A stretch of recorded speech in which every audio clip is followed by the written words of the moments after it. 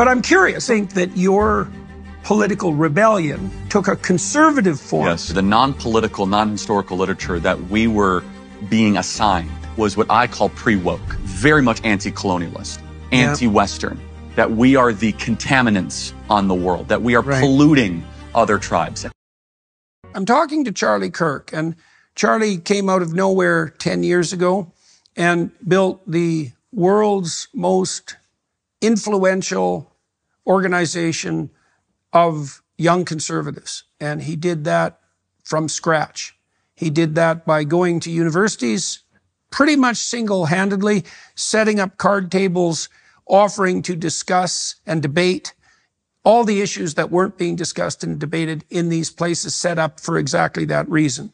And iterating as he grew, establishing conservative clubs on campuses all across the United States, building a grassroots organization, learning how to debate, despite the fact that he hadn't gone to college, and actually playing the role on campus colleges that the professors in the classes were supposed to play.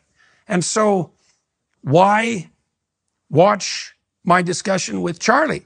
Well, to learn who he is, to listen to how he did this. You know, he had a vision and a calling, and he found his way and made it spectacularly successful. Well, he was still very young and has ended up playing a very significant cultural role, a transformative role that is by no means over.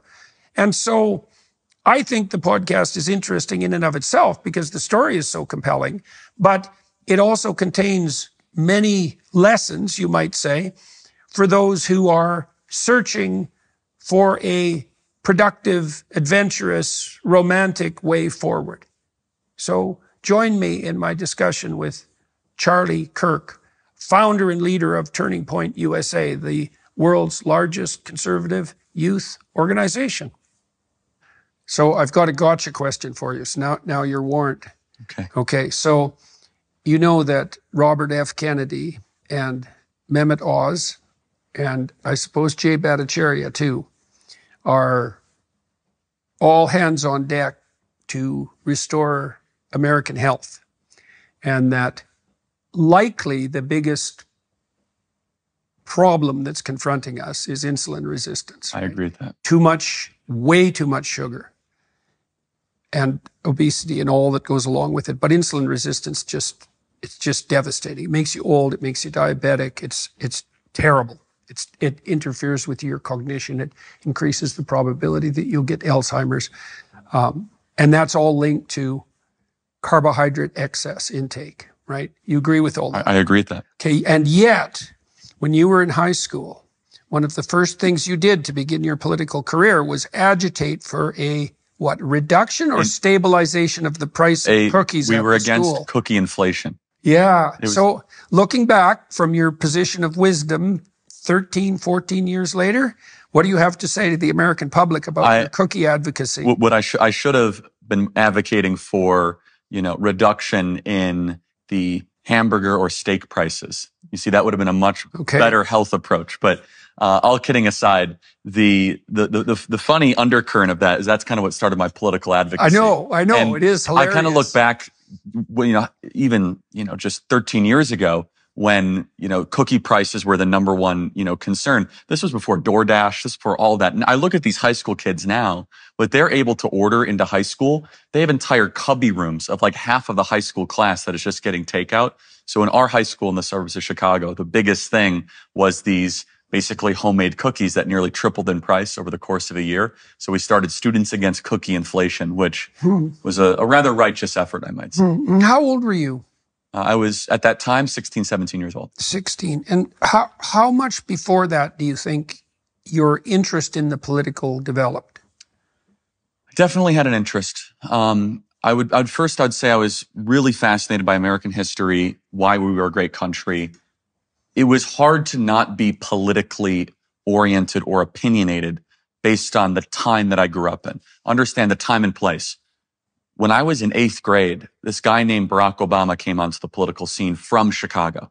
and everybody had an opinion about him. In fact, he became... Where were you at the time? I was in the suburbs of Chicago. Wheeling, Arlington Heights area. Yeah, okay. And Obama was a homegrown, which he really wasn't, but he was, a senator from Illinois, a homegrown, almost quasi-messianic political figure. I mean, you remember how it captured the nation times 10 in the Chicagoland area. Remember, Obama did his victory speech in Grant Park in downtown Chicago. That's where he celebrated his victory in 2008. And so it was just an all-encompassing, almost, political moment where it was at very high social cost to be disagreeable with the rise of Obama in 2008. And mind you, I was a 7th or 8th grader at the time, and actually going into 9th grade. And so I decided at my very best to push back. Oh, really? Is he going to fulfill all these promises? Is he really going to be able to bring utopia? And admittedly, I was rather clumsy and shallow in my capacity to be able to articulate those beliefs. But I had something in me that wanted to push back against the orthodoxy of the time. Okay, I met you. Do you remember when we first met? Was it 2016, 2017? I think it might have been 17, 18. I came to Toronto because and still to this day, this is correct, I was so moved by your lectures and your videos that they significantly changed my life.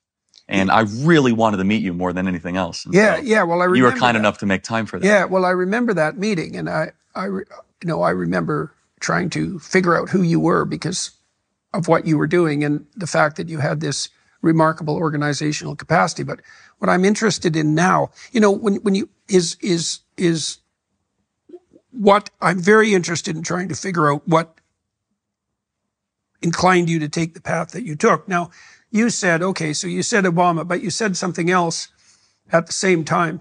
You said that you had been reading American history, okay, and that you were concerned with, interested in, and convinced by, I suppose, all of those, this issue of what made America great. Correct. Okay, so now, so this is interesting and worth taking apart because for decades, certainly since the 60s, the typical pathway for someone young who was assessing the history of his or her country would have been to read it through a highly critical lens. So, for example, I remember when I was 13 or 14, so that would have been mid-70s, I was reading Fear and Loathing in Las Vegas and some of the so-called new journalists. And they weren't of the left exactly the way you would conceptualize the left now. They were more like radical literary figures, I would say. But the mid-70s ethos certainly was to read history, sociology, critically. And I don't mean you were being uncritical. I mean to take an anti-establishment stance. Yes. Like in the 60s, that was all, anti-establishment, free love, the sexual revolution is coming, everyone's going to be free. By the time the 70s came along, which was the milieu I was embedded in, all of the optimism of the 60s had pretty much vanished, but all of the cynicism 100% remained. Now you, though, interestingly enough, in Chicago, and this would be mid-2000s. So quite 2008, 2009. Right, near the end of the the first decade of the 2000s. You were reading American history, and as you said, in the height of the Obama craze, fervor, sure. But your take was positive and patriotic. Correct. So why? Why do you think that was? Like, what do you think what made you different? Like, when I met you, you were very, I would say, relatively sheltered still and very, very straight-laced. And from the Canadian perspective, you were it appeared to me that you were of that American evangelical stripe, which we have some of in Alberta, not a lot. It's not really a Canadian thing. And so when I met you, I thought, okay, so that's Charlie's, that's the cauldron, the matrix out of which he emerged. Maybe cauldron's not the right metaphor. But I'm curious, like, why do you think that your political rebellion took a conservative form when that it's not common for young people, and it certainly wasn't the pattern of the time from, say, 1965 probably till about when you were adolescent. So that's a phenomenal analysis and question. Let me just add to it. The literature, the non-political, non-historical literature that we were being assigned in 6th, 7th, 8th grade was what I call pre-woke.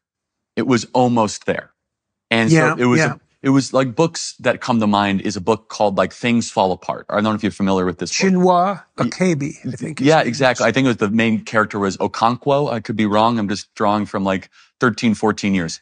Basically, the entire premise of the book, based on my memory, is that there are this wonderful tribe and they all get along in Africa, and these evil colonialists come in and things fall apart and there's internal strife. And the end of the book is basically the summary of all of these relationships of these evil colonialists that say, and, here's the history of just the sub-Saharan Africa, basically dismissing all of the complexities and the beauties of, this specific Right, so tribe. it's kind of a testament to Rousseau, but it was written by an African, that book. Correct. And again, I'm drawing from almost a decade-old memory, but I remember the discussions we'd have in class were very much anti-colonialist, anti-Western, that we are the contaminants on the world, that we are polluting other tribes. And again, mind you, that we're in 8th or 9th grade discussing this, so I don't know what post-structuralism is or postmodernism is, but it was pre-woke. We weren't quite there, though. And so from the historical standpoint, it was not 1619 Project, but it was, we're going to spend a whole month on slavery, and we're going to spend 3 days on the founding. Right. And did you spend any of the time when you were studying slavery assessing the fact that the UK was the only country that's ever existed in the history of the world that spent, 2 centuries and a tremendous proportion of its treasury eradicating slavery around the world at the behest of Protestant Christians? Correct. Because that's the story. And I never remember knowing the name Wilberforce. Wilberforce, yeah. See, this is a very interesting thing. I actually didn't come across, this is so strange, but life is very strange. I didn't come across the name Wilberforce till I was probably in my 40s. Isn't that amazing? It's beyond comprehension. I didn't get to know him until the last 5 years. Last 5 years. Yeah. Is that right, eh? Is that right? Even in the political even in that world. milieu. I might have heard it, but not until someone looked at me seriously and said, you have to study this guy. This is a preacher. This is a man of faith that led to the abolition of slavery probably in the entire... Under impossible conditions. Exactly. Right? He devoted his whole life to it. And the link between that and the religious ideation is rock solid. It's one-to-one.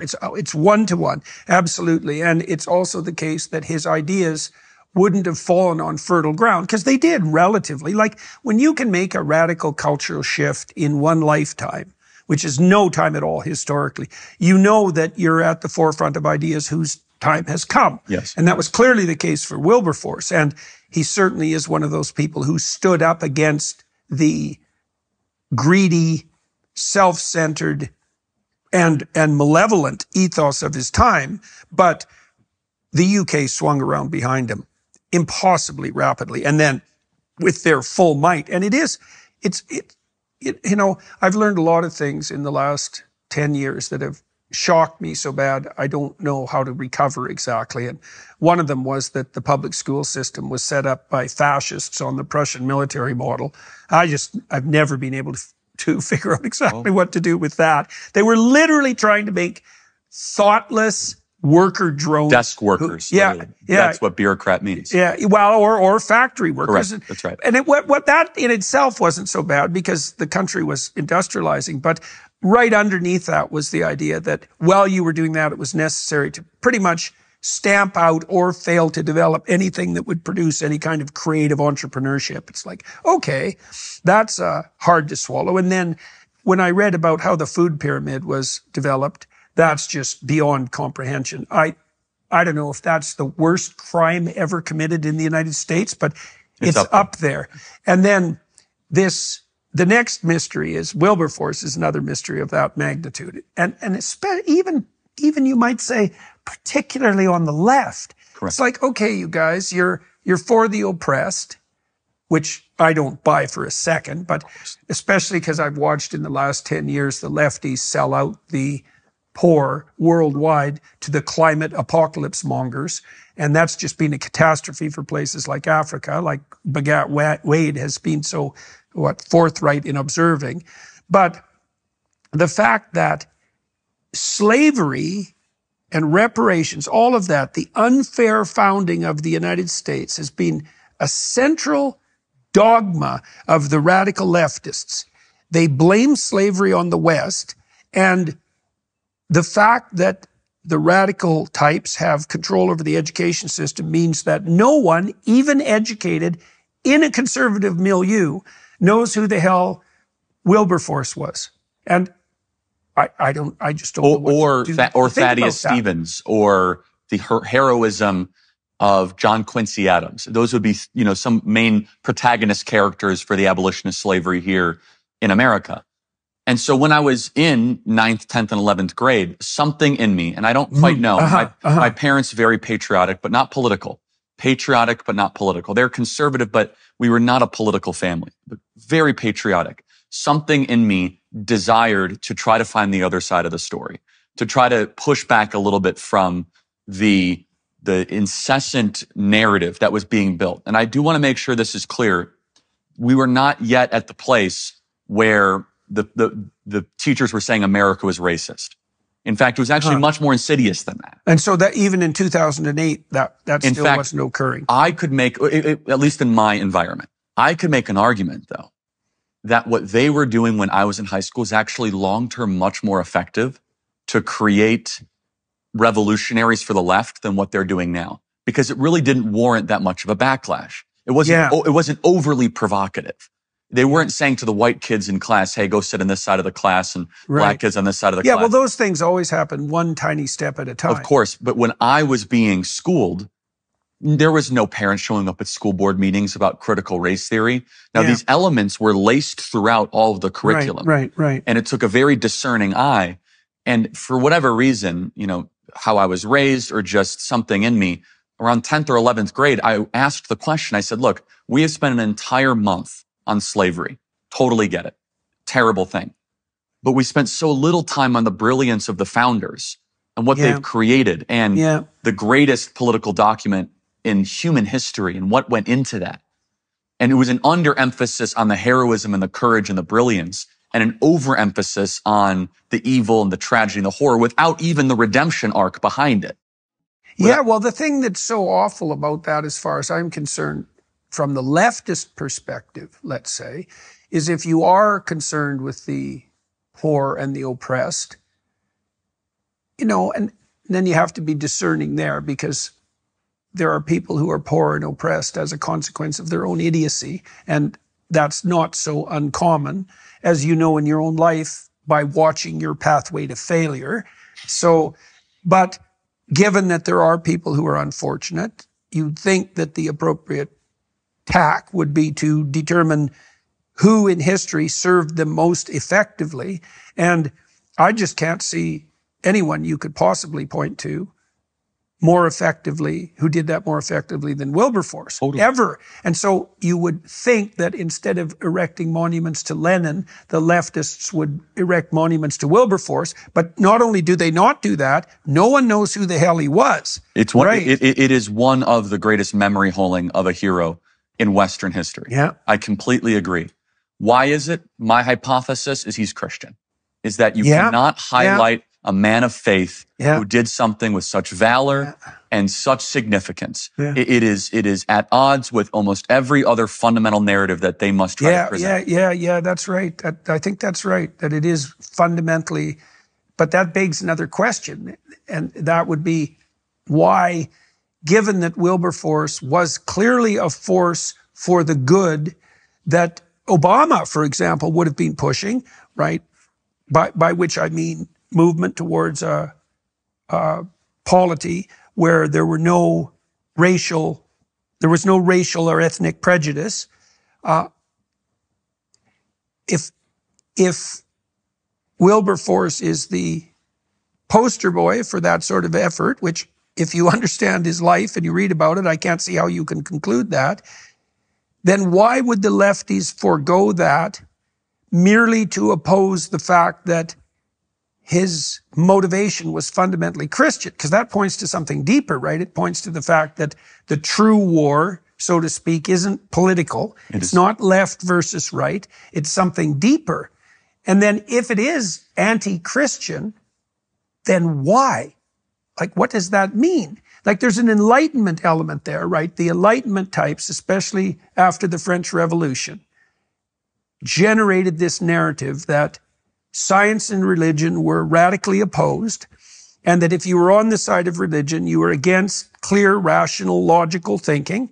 And so you could imagine a stream of anti-Christian sentiment emerging on the rationalist side, right? But it isn't obvious to me at all that the leftist types who don't talk about Wilberforce are anti-Christian because they're scientific rationalists. No. Like, no way. All you have to do is talk to them for like 15 seconds and you find out that that's not the case. They might use those arguments from time to time, but they certainly don't apply the rigors of scientific thinking to their own radical hypotheses. So it's deeper than that. And so what is it exactly that they're objecting to? Is it the fact that the more radical leftist story, Marxist, let's say, is in its essence anti-Christian, which I think is a fair statement, but why would that be more important? This is the strange thing. Why would that be more important than serving the poor and fighting for the abolition of slavery and all of its associated prejudices? Because it still doesn't get you out of the conundrum, which is why not Wilberforce? Instead of tearing down statues, why not erect statues to him? Yeah. So, well, I know that's a hard thing to sort out, but you got any? Yeah, obviously you were feeling something like this in high school, that's right? Correct. You guys are throwing out the baby with the bathwater here. Correct. Yeah. Which baby exactly? So my initial thought is that the leftist types, the ones that really understand it, they do not seek to achieve what a Wilberforce type figure would want, which is actual liberation and actual eradication of evil. Yeah. I hate to say it. I think they just want to be in charge. Yeah, no, I think. And okay, so let's pivot on that for a minute. Okay, so because this is a problem that's going to face the right, and is already, and we can talk about that. So there are a group of people, 4% of the population, and then there's still a fringe around that would maybe be another 5% where you'd have to take it seriously. And so they're in the psychiatric diagnostic literature, they fall under the cluster B heading. Okay. They're histrionic, which means they're dramatic.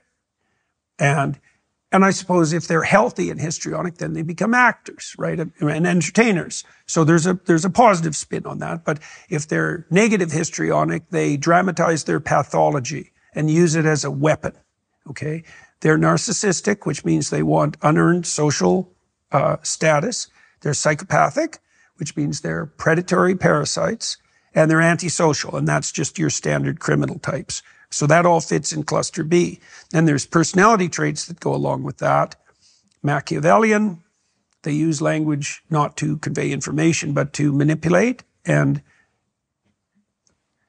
to manipulate instrumentally for their own purposes. So if I'm speaking with you in a Machiavellian manner, I have a goal in mind that has nothing to do with the words that I'm using. You may have talked to journalists like that many times. Many times. Yes, many times. So okay.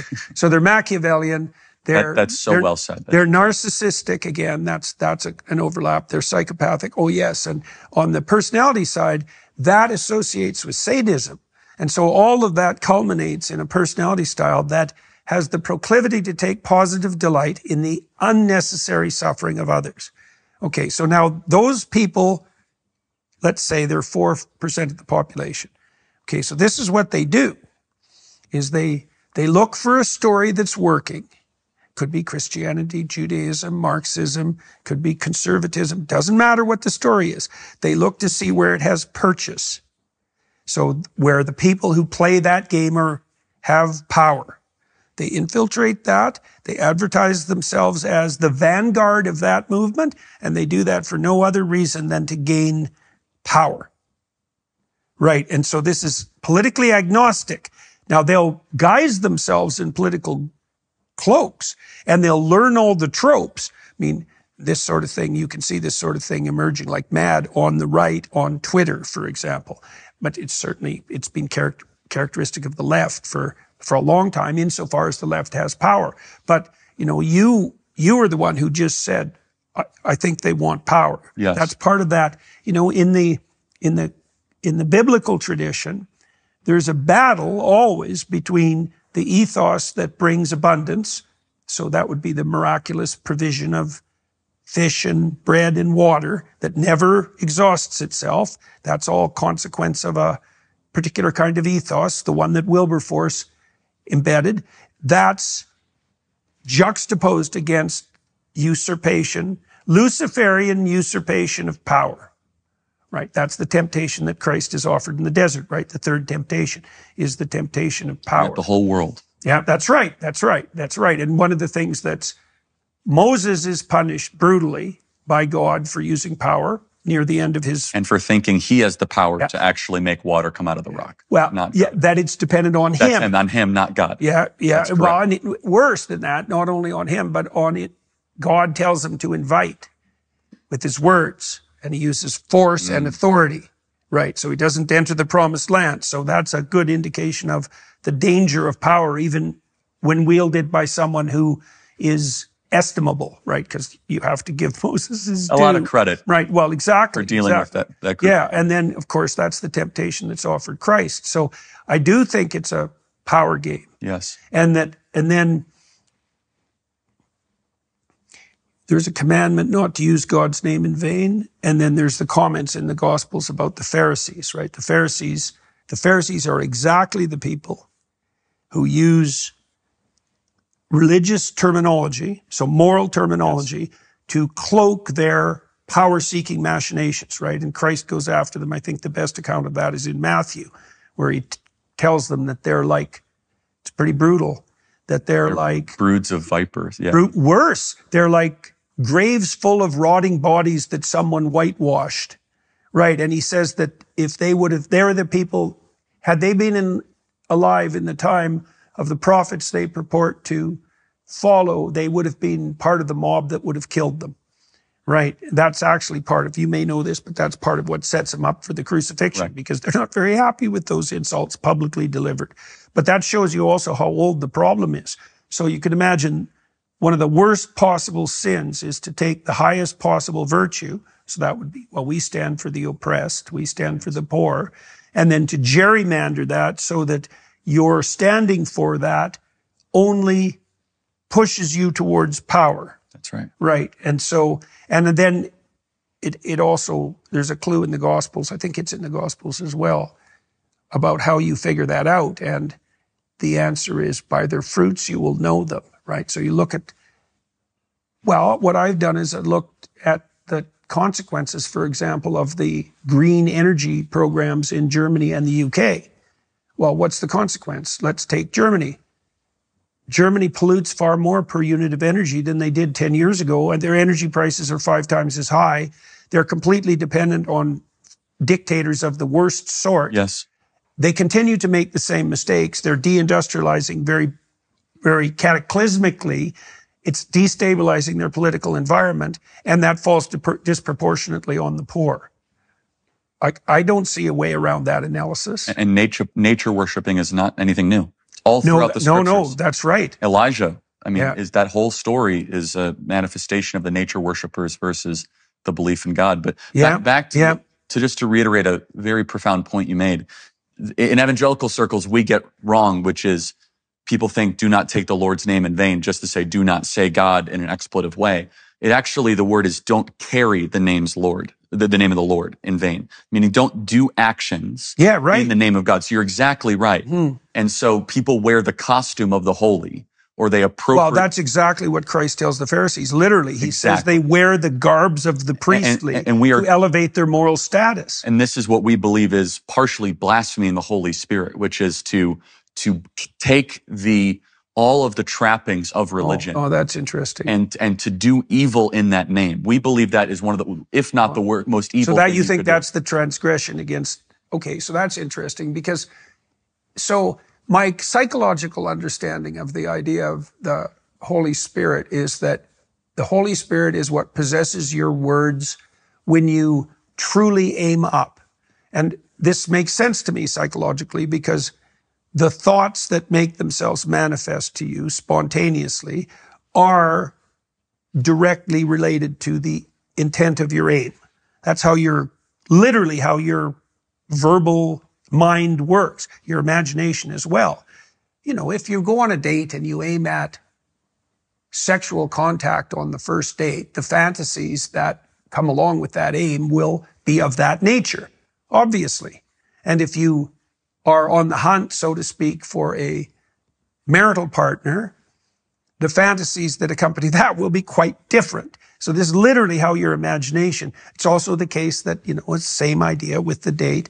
If it's short-term mating is your goal, which by the way is the goal of the dark tetrad types differentially. So what that means is that the sexual revolution handed women over to the worst men. That's right. So that's fun to know. But it's definitely the case that your aim determines what comes to mind. Now, you said that that sin against the Holy Ghost, which is the unforgivable sin, is the sin that occurs when you use the Lord's name in vain. So when you claim to be motivated by what's divine, but are actually serving the Luciferian spirit of usurpation and power. Right. It can be. I mean, it's an open theological discussion. Yeah, no, fair enough. But I take Dennis Prager's view of an Old Testament on this view, which is, think about how much, this is a great example. Think about how much damage those evil priests did. Oh, yeah. That's a great example. Look, most of the people that I've spoken with who proclaim themselves to be atheists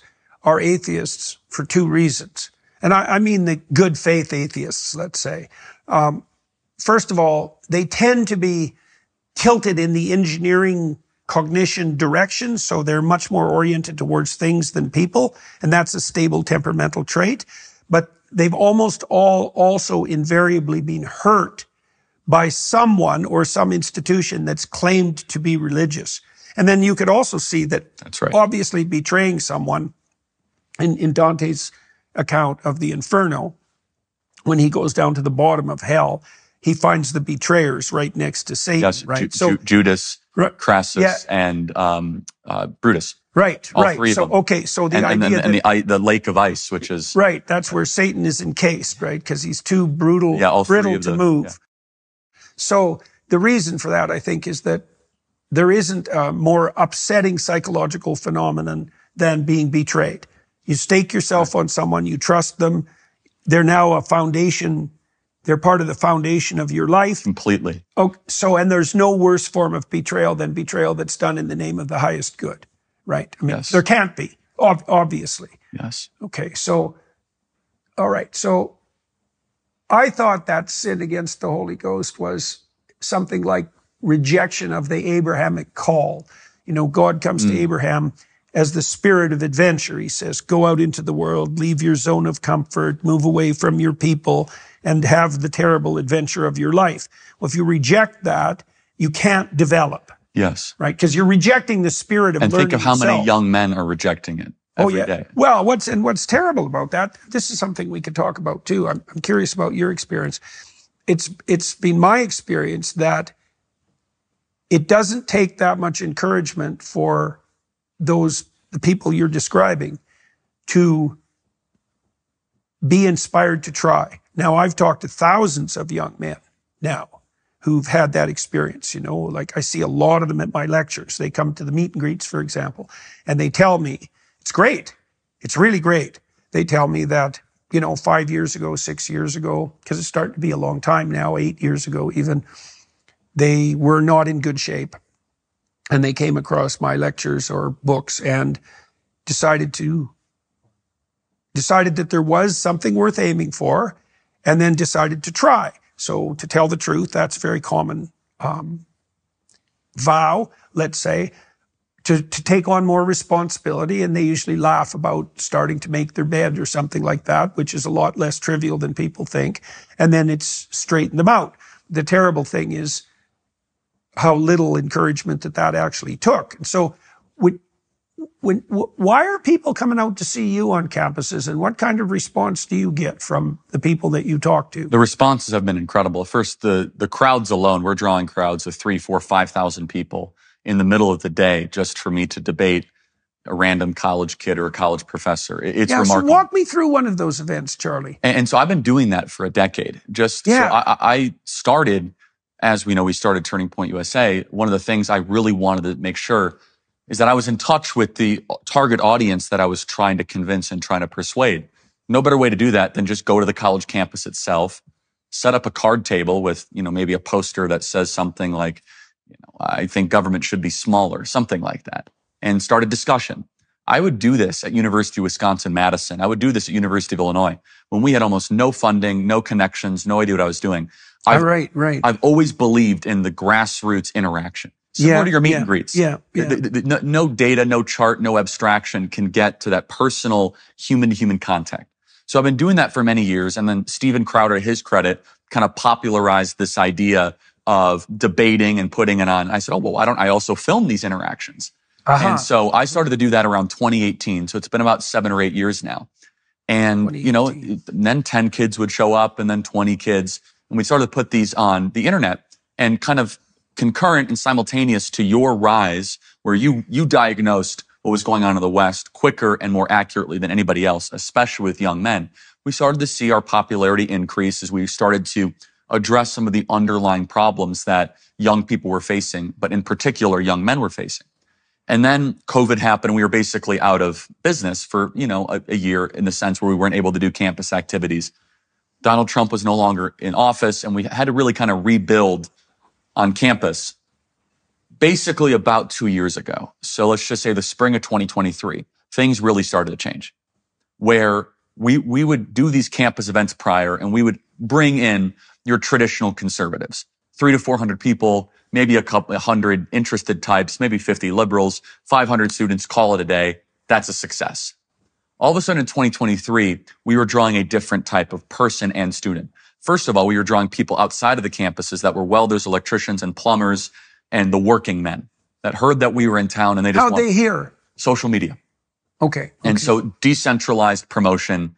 And so they would show up. And I saw that. I mean, these were guys that would go up to the question line, and they were not asking about Rousseau, or they were not asking about Jacques Derrida. Yeah. They were saying, how do I be a better person? Because I'm expecting a daughter in 6 months. Oh, yeah. Okay. And all of a sudden, here I am, not in the position where you are, nearly as seasoned to give advice to that young man, but he's searching, and he's looking for anyone that seems to have an idea of how the world is supposed to work, that is professing a worldview of order and structure and discipline. Something that he could do. Yes. And then he was looking to me for advice. And that was a different dynamic. Whereas prior, all the questions the last, 8 years before that were, hey, Charlie, what do you think about the tax rate? What do you think about abortion? Right. And I still get a lot of that, but it was something different. It was young men especially that were seeking purpose and seeking a destination. So this is crucially important, this transformation, because one of the things so let's go back to that 60s dynamic, that anti-authoritarian 60s dynamic. The role of the left in the 60s was like an entrepreneurial progressive radicalism, let's say. And the stance of the conservative was, let's not throw the baby out with the bathwater, guys. And that's a pretty good dynamic, because you need a force for change, and you need a force that resists that. But I think what the conservatives did wrong, like profoundly wrong, was that their brakes, this is why they're always dismissed as reactionary. Their brakes, B-R-A-K-E-S, their brakes were fundamentally, they're also moralistic. It was finger wagging. And this is something that was distasteful, let's say, especially about the hypocritical evangelical conservative types. I agree with that. Okay, but it was also strategically inappropriate, because it's very hard to say to young people who might tilt in the progressive direction, because they're a little more revolutionary in spirit, let's say, or also a little more immature, that the reason that to abstain sexually, for example, is because you shouldn't do it. Now, that's true, but it's a weak argument. I was talking to my wife this morning about this. We'd been apart for a few days, and I saw her again yesterday, and I was very happy about that. And she has a podcast. She's trying to reach out to young women, because they're just as or more trouble. They're in more turmoil. They're just harder to talk to by a lot. Our discussion centered around the fact that it isn't that you should get married although you should. It's that there is no alternative that's anywhere near as good by any standard whatsoever, regardless of position of analysis or time length. Anything you do other than that, even though marriage is very difficult and every other alternative is far, far worse. And so if you want a pathway forward to what the conservatives support, the conservatives should be offering an invitation. They shouldn't be moralizing. And so you're saying that they shouldn't even be political at the moment. And I know you're a figure whose political activity is grounded in a religious substrate. Right. Like that's right. Shapiro's, of course, like that too, and Dennis Prager. Christianity is my foundation. Right. And so now you're seeing that these young men who are coming, especially the working class types, they're not so interested in the political. They're probably not even interested in the arguments exactly. They're looking for something else. That's right. They're looking for direction. They're looking for connection. They're also looking for validation that the way they're thinking and the way they're feeling is directionally correct. That it's so that having a direction is correct. Yeah, exactly. That not meandering through life. Yeah. Not having, the aimless despair of walking in circles. Yeah. Not castrating yourself so your toxic masculinity vanishes. Bingo. And sometimes literally, far too often now, literally. They're chopping off parts. Yeah, exactly. And so what we saw in 2023, again, so I have to wear multiple hats. Part of my hat is a political strategist. Part of my hat is just trying to be a role model for young people. Part of my hat is explaining these ideas to young people. I kind of connected all the dots. I said, 2024 is going to be a rebellion of the men of the West, unlike any that we've ever seen. And I would say this to the experts, and they would dismiss it. They said, no. Because Roe versus Wade got repealed, remember, that either that summer or summer 2022. I can't remember. It might have been, irrelevant. The point being is that Roe versus Wade was supposed to be the most important political issue of 2024, and that women were going to rise up in major numbers. I said, first of all, that might be true on one side of the sex spectrum.